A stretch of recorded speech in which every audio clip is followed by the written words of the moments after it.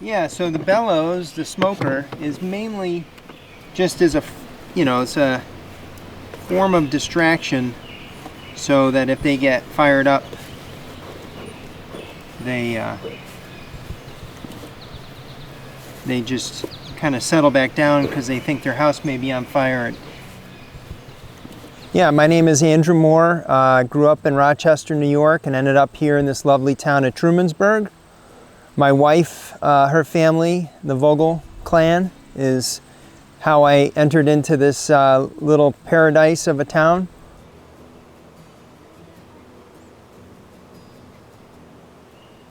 Was taking my master's classes and wanted some part-time work. And so I found a local beekeeper because I wanted the work to be interesting. I met Mr. Wade out of Interlake in New York, a gentle old soul and generous with his time and resources and knowledge, and he mentored me for 2 years, and I ended up falling in love with something that was just a part-time job, and I learned quickly that I loved it as an activity that I could introduce to my home, something I wanted to have part of our family. Mainly, I just want to be able to close this lid and bring them to where I want them. That's pretty effective. Yep. I don't mind them at the front door because that's not going to block me from closing. The queen is the underpinning for all of it.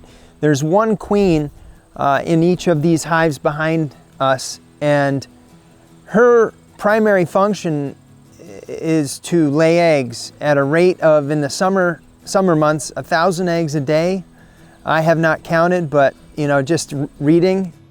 No, I would expect generally the queen is going to be in the middle frames where a lot of the egg laying is going on. Most of the outside frames are for these females to forage and deposit nectar from flowers, which then they dehydrate using currents from their wings, and that creates honey.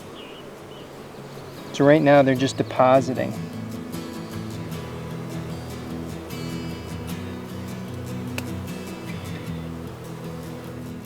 It's all part of a cohesive way of connecting to nature, using nature as like the medicine cabinet catch-all of what ails you, plus the labor of doing these things brings me a lot of joy, brings me a lot of exercise.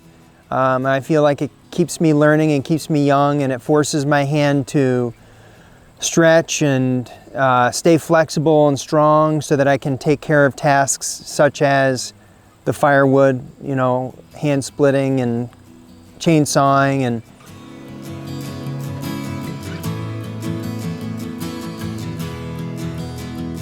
so there's a lot of overlap, and as soon as you get into, say, growing vegetables or having an orchard, you realize the necessity for good soil. Once you start cooking in a kitchen, you realize the necessity for a good compost bin. Once you get tired of building compost bins, you realize the worth of having chickens, and then you double down by getting eggs. Once you appreciate flowers, you realize they are intricately connected to honeybees who have been roaming this planet for, the fossil record states, 140 million years ago in sap, which puts them at the time of dinosaurs, making it through various mass extinctions, coming along at the same time as flowering plants. It makes sense that pollinators would have existed that long, but within the framework of our modern times and how small we sometimes can feel in our pursuits of trying to make things a little bit better for ourselves, our future generations, these types of activities give me real concrete results of I can look at my electric bill and know that I'm saving this many trees on carbon reduction. I can eat fresh eggs and pick vegetables. They're all they require work, but they give back tenfold in how one can feel about themselves regarding their footprint in their short time here.